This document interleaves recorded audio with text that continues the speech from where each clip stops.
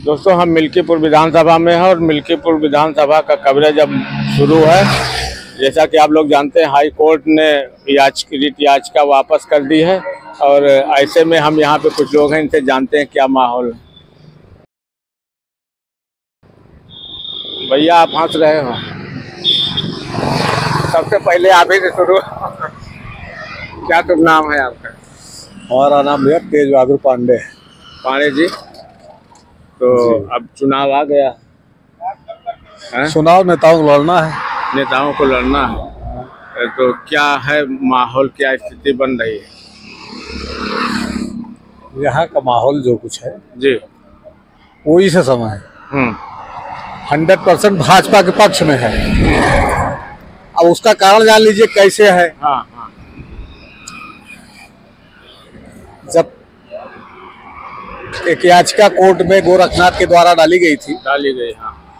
जब उसके कारण आयोग उस पर चुनाव नहीं करवा रहा था, बाधित हो गया चुनाव, बाधित हो रहा था। हाँ, उस टाइम में याचिका वापस लेने के लिए गोरखनाथ हाई कोर्ट गए, एप्लीकेशन लगाया। तो माहौल को ही देख करके अवधेश प्रसाद ने जाके दूसरे दिन काउंटर दाखिल कर दिया। अच्छा, ताकि चुनाव बाधित रहे। अब चूंकि निस्तारण हो चुका है याचिका का, तो चुनाव माहौल तो वही है भाजपा के ही पक्ष में। अगर टिकट गोरखनाथ को मिल जाता है तो 50 से 60 हजार वोटों से जीतेंगे। अच्छा। अगर कोई अन्य लेके आता है पार्टी में, अच्छा, तो जीतेगा वो भी 25-30 हजार से जीतेगा। अच्छा, ये स्थिति यहाँ की है। बाकी तो लोग अपने अपने तरीके से बताते हैं। लेकिन रियल यही है। यही देख कर अवधेश प्रसाद यहाँ से चुनाव को बाधित करवाने में अपनी भूमिका अदा की है। प्रत्याशी की लाइन में तो यहाँ 25-30 लोग होंगे। प्रत्याशी की लाइन में 25-30 लोग हैं, लेकिन वो 25-30 लोग जो लाइन में है, जब चुनाव खत्म हो जाता है उसके बाद 5 साल बाद चुनाव होता है। उस 5 साल में कोई और अन्य कैंडिडेट जो लाइन में लगे हैं वो नजर नहीं आते हैं पब्लिक के बीच में। तो टिकट दे देने का कोई मतलब नहीं निकलता उनका। कुल मिला के ये है कि भाजपा को जीतना है ये चुनाव, निश्चित तौर पे जीतेगी, है ना? निश्चित तौर। अच्छा, विपक्षी लोग जो है, विपक्षी दल बहुत आरोप लगा रहे हैं कि ये सब धांधली करके जीत रहे हैं। क्या है, आपको क्या दिखता है? देखिए, जब जहाँ पे वो जीत जाते हैं, ठीक, कहीं 3 लाख, मान लीजिए जैसे 3 लाख से डिम्पल यादव जीत गई, तो वहाँ पे ईवीएम सही है। लेकिन अगर कहीं 3000 से हार गए, मान लीजिए 3 सीटें वो हार गए 3000 से, तो वहाँ पे ईवीएम गड़बड़। अच्छा। प्रशासनिक फिर वो मतलब धांधली, यही सब आरोप। देखिए, आरोप तो हर व्यक्ति लगाता है। जब हार जाता है तो कहीं कहीं दूसरा ही कारण खोजता है, अपनी कमी नहीं देखता। यहाँ पे जीते हैं वहाँ धांधली नहीं है। जहाँ पे हार जीत जाते हैं वहाँ पे धांधली नहीं होती है। जहाँ हार जाते हैं वहाँ धांधली होती है। ठीक है, देख रहे हैं दोस्तों, ये है इरादा मिल्कीपुर की जनता का। और ये पांडे जी हैं। पांडे जी काफ़ी यहाँ पे सामाजिक भूमिका में रहते हैं, तो इन्होंने अपना विचार ये बताया। और यहाँ पे एक आध लोग और बैठे हैं, हम इनसे बात कर लेते हैं। आइए।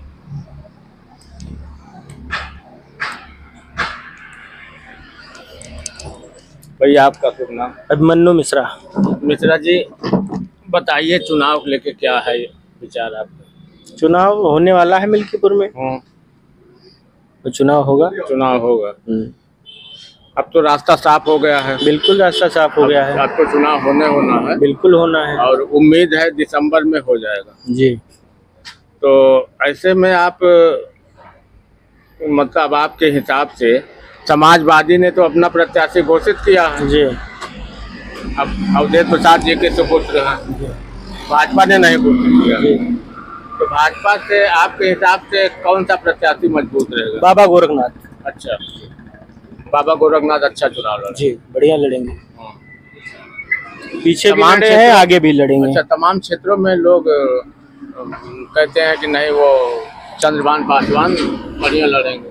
देखिए, वो तो कहने की बात है। जो प्रत्याशी कई टिकट मांग रहे हैं, पूर्व में जो है विधायक रहे हैं, पिछली बार बहुत कम वोटों से चुनाव हार गए हैं। तो चुनाव अच्छा लड़ेंगे, वही लड़ पाएंगे चुनाव कायदे से। और जीत तो होगी, लेकिन इनके लड़ने से प्रचंड जीत होगी। गोरखनाथ के। जी अच्छा, जीत चाहे जो भी टिकट पाएगा भाजपा से जीतेगा वो। माहौल अब ऐसा बना हुआ है बिल्कुल बिल्कुल कि भाजपा चाहे जो लड़ेगा चुनाव जीतेगा। हाँ। लेकिन अगर गोरखनाथ बाबा को टिकट मिलता है हाँ। तो 50,000 वोटों से ज्यादा की हम लोग लीड करके चुनाव जीतेंगे। मेरे हिसाब से तो हमने बहुत सारे क्षेत्रों का कवरेज किया है। अभी चुनाव बाधित होने के पहले तो यही दो नाम चल रहे हैं जी, बाबा गोरखनाथ और चंद्रभान जी। इसी दोनों लोगों में कोई डिसीजन होना है। तो चलिए मिश्रा जी, आपने बात किया, बहुत बहुत धन्यवाद। तो अब की बार जीत निश्चित है? एकदम निश्चित है जीत। हाँ, भाजपा की। बिल्कुल बिल्कुल। भाजपा तो कटेरी में जीत गई, लोग कह रहे थे इतिहास नहीं बदलता है। नहीं, बदल गया, इतिहास बदलेगा। यहाँ का भी इतिहास बदला है। हम गए थे कवरेज करने तो लोग वहाँ कह रहे थे कि इतिहास नहीं बदलता भैया, इतिहास।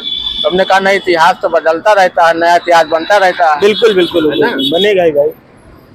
तो चुनाव पिछली बार जो है बहुत कम वोटों से हम लोग चुनाव हार गए थे, चाहे हमारी गलती समझिए, चाहे हमारे प्रत्याशी गलती समझिए। बहुत कम अंतर से, बहुत कम अंतराल से चुनाव हार गए थे। बसपा के जो है प्रत्याशी जो है चुनाव लड़ ही नहीं पाए, मिल मिला नहीं पाते थे। ये आरोप था, मिल मिला पाते थे। इसे चलने की बात है, उनसे ज्यादा क्षेत्र में, उनसे ज्यादा गांव में।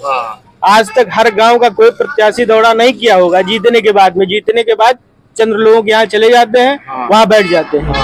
और विधायक जी ऐसे हैं कि हर गांव में जो है एक न एक बार गए हैं और कैंप लगाकर गए हैं। कैंप लगाकर तमाम योजनाओं को जो है दिखाया गया है, लिया गया है।